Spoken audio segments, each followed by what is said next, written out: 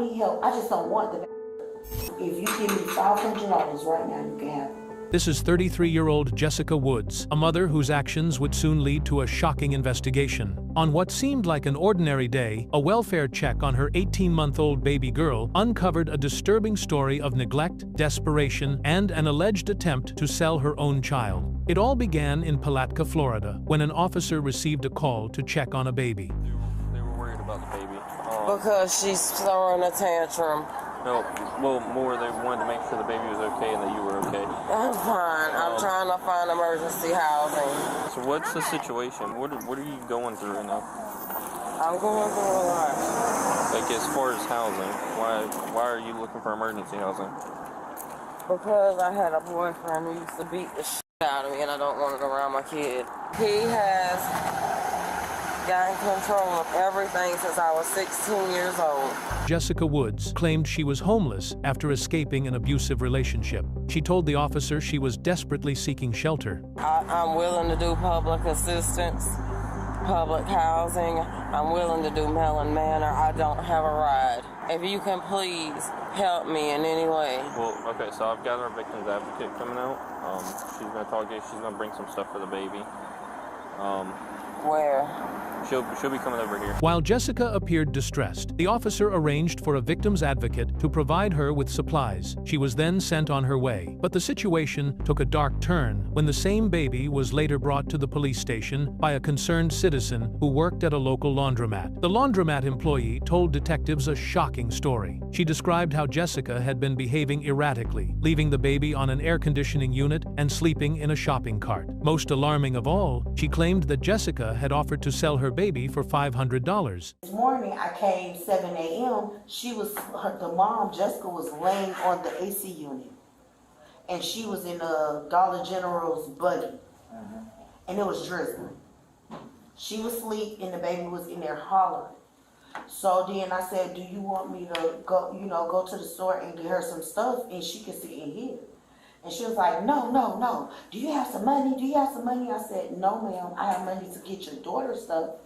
And she was like, no, you could just have her. I was like, ma'am. I said, no. I said, do you need help?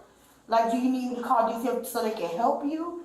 And she said, no, don't worry about it. And she snatched her daughter out the top part and slammed her in the bottom part. At this point, she's yelling at the customers in there to give her money. And as I walked over there, she said, if you give me $500 right now, you can have it. I said, have what? She said, have her. And she put her down in the leaves. And I picked her up and I said, I'm not giving you no money. She said, well, just have her because it's just too much for me. According to the employee, after being refused money, Jessica simply abandoned her child at the laundromat. This prompted police to launch a search. Jessica was found and arrested 2 days later. During her interrogation, her story became a maze of contradictions. Jessica denied trying to sell her baby. Instead, she claimed that the laundromat employee, a woman she barely knew, had offered to take her child for a week. According to her, this was a conspiracy to kidnap her daughter. What's your daughter's name? She's my world and I'm hers. You don't remember having a conversation about trying to sell? What? I'm just No. No. No. Okay. I would never sell my child. Okay. No. If I lost her, I would kill myself. I can't live without my baby. I went and filed my taxes at H&R Block. While I was there, one of the members of my church filed my taxes for me. She asked me if she could keep my daughter overnight.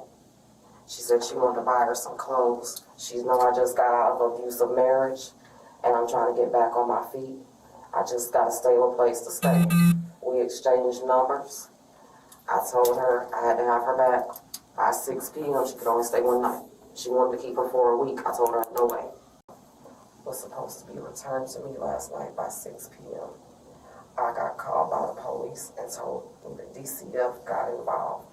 Her and my sister are working together. She's the black girl with the pink hair. Her explanation did little to clear up the inconsistencies. Based on witness statements and the clear abandonment of the child, the investigation concluded. Jessica Woods was charged with multiple serious offenses. The charges included child abuse, child neglect, unlawful desertion of a child, and selling or surrendering a minor for money or property. Her bond was set at $255,000. Thank you for watching. Subscribe for more true crime stories.